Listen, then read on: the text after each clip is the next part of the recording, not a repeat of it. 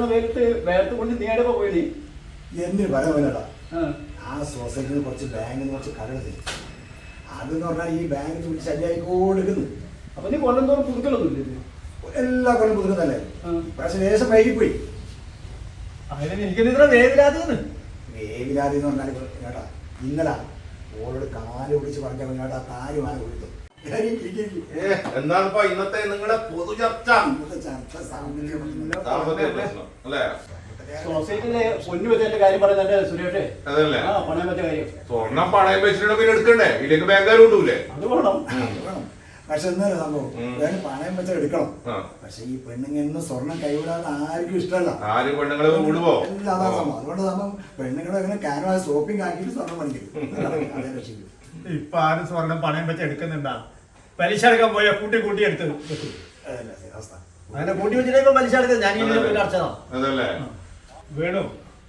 പൊന്നിനൊക്കെ എന്താ വില? റെക്കാർഡ് വിലയല്ലേ സുരേഷേ?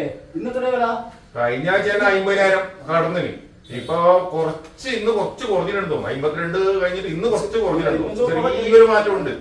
പക്ഷെ എനക്ക് ഒന്ന് ഈ അവസ്ഥ പോയാല് ഈ ആരും ഒരു തരി പൊന്ന് എങ്ങനെ മേടിക്കും? മേടിക്കാൻ ആവില്ല എനക്കൊന്നും. എങ്ങനെ മേടിക്കുന്നത്?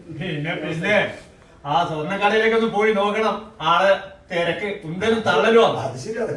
ആഗോള വിപണിയില് ഡോളറിന്റെ വില കൂടുന്നതിനനുസരിച്ചിട്ടാണ് എന്ത് ചെയ്യുന്നത്? സ്വർണത്തിന്റെ വിലയും കൂടുന്നത്. അത് അങ്ങനെയല്ലല്ലോ പറയേണ്ടത് സുരേഷേ. ഉറുപ്പിയുടെ വില കീഴോട്ട് വരുന്നതല്ലേ പറയേണ്ടത്? അങ്ങനെ വേണ്ട. അത് ശരിയല്ലേ? രൂപയുടെ മൂല്യം ഇന്ന് കുറഞ്ഞു വരുന്നു. അതല്ലേ എല്ലാ പൊന്നിന്റെ വില മേലോട്ട് കയറി പോയി.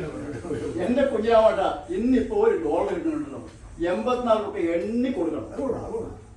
ഒന്നേട്ടാ അമേരിക്ക നേരം പൈസ അയക്കുന്നവർക്ക് ഇപ്പൊ നല്ല കാലാണ്. ഇപ്പൊ നല്ല കാലാണ്. നിങ്ങളുടെ നാട്ടിൽ നല്ല പൈസ കിട്ടും. എന്റെ സുരേഷേ, ഈ പൊന്നിനൊക്കെ എന്താ വില? ഇങ്ങനെയൊക്കെ കൂടി പോയി നമ്മളെന്താ ചെയ്യാ? സംശയിക്കാം. ഇപ്പൊ ഭയങ്കര വിലക്കുള്ളത്. പക്ഷെ ഞാനൊരു അഹങ്കാരമല്ല. ഞാനിപ്പോ എന്റെ മോളെ കല്യാണത്തിന് അങ്ങനെന്തോ ഒപ്പിച്ചു അയച്ചു.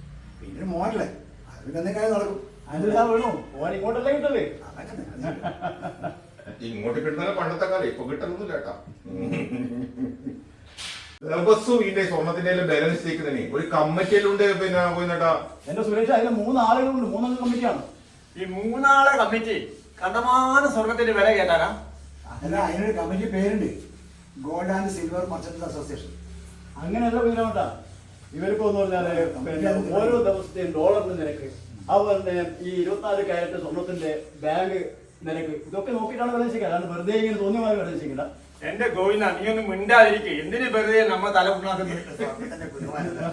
ഒരു കാര്യമില്ല, ഈ സ്വർണ്ണം ഉണ്ടെങ്കിൽ വലിയ ഗുണം പറഞ്ഞാലേ പെട്ടെന്ന് ആവശ്യം നമുക്കൊരു പണം പകരണം. ശരിയാണ്. തന്നാലേ പണയം വെക്കൂലും. എന്റെ കുഞ്ഞിനാടാ പിന്നെ വേണു ഇല്ല, നമ്മ മറന്നു വെച്ചോ. ഇനി പണയം എടുക്കേണ്ട തിരിച്ച് അങ്ങോട്ട് വെച്ചാൽ മാത്രം ഇങ്ങോട്ട് എടുക്കാൻ വേണ്ടേ? അത് നമ്മ മറന്നു വെച്ചോ. മറന്നാലും ബാങ്കുകാർ മറക്കൂല. ഫോൺ വിളിയായി, നോട്ടീസായി. അതെല്ലാം അങ്ങനെ തന്നെ. പക്ഷേ നമുക്ക് കുറച്ച് സ്വർണ്ണം ഉണ്ട് എന്ന് വിചാരിച്ചോ, ബാങ്കിൽ നിന്ന് എടുത്ത് കൊടുത്ത് വീട്ടിൽ കൊണ്ടുവച്ചാൽ ഇത്ര വില കൂടുന്ന സമയത്ത് മനസ്സമാരി കിടന്നാൽ ഉറങ്ങാൻ പറ്റുമോ? അതല്ലേ ഇപ്പൊ സ്ഥിരം പത്രത്തില് വീടിച്ചു പോയി വീട് കുത്തി തുറക്കല് കൊള്ള. ഇത് ഇല്ലാത്തവര് കത്തില്ലല്ലോ. സിനിമാ സംവിധായകരെ കുത്തി കൊടുത്തിട്ട് കൊണ്ടിരിക്കുകയാണ്. ഓരോരാളെ കൊന്നിട്ടല്ലേ ഈ സ്വർണവും പണവും ഒക്കെ പിടിച്ചു പറിച്ചു കൊണ്ടുപോകുന്നത്. ഇത് കുറച്ച് ഉണ്ടായാല് വീട്ടു മര്യാദക്ക് കിടന്നുറങ്ങാൻ പറ്റുമോ? മനസ്സമാധാനം കിടന്നുറങ്ങാൻ പറ്റുമോ? അതന്നെ എന്റെ സുരേഷേ, ഈ സാധനത്ത് നമുക്ക് ഒരു ഗുണവുമില്ല, ഒരു മണവുമില്ല. പിന്നെ എന്തിനാ ഈ മനുഷ്യന്മാർ ഇതിന്റെ വയ്യ വഴിവാ. അതന്നെ സ്വർണത്തിന്റെ വയ്യ. അതായത് ഒരു കുറച്ച് സ്ത്രീകൾ വിചാരിച്ച് കുറച്ച് കുറക്കാൻ പറ്റും. പിന്നെ ആ പാലിന്റെ ഒരു ഗുണം മനസമാധാനം കിട്ടൂല. അത് തന്നെ ഇന്നത് ഗുണം.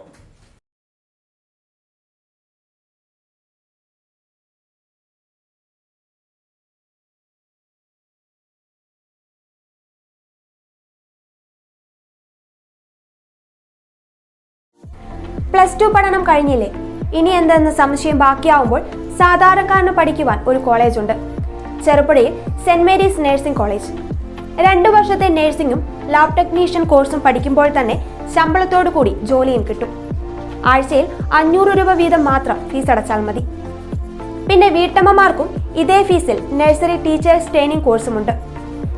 ഇതോടൊപ്പം സ്പോക്കൺ ഇംഗ്ലീഷ്, കന്നഡ കോഴ്സുകൾ എന്നിവ സൗജന്യമായി. അഡ്മിഷൻ ഉറപ്പാക്കൂ. 4 നൂറ്റാണ്ടിന്റെ സേവന പാരമ്പര്യവുമായി സെന്റ് മേരീസ് നഴ്സിംഗ് കോളേജ്, അമ്പലം റോഡ്, ചെറുപുഴ. ഫോൺ 9947771550, 9446007032, 9847813409.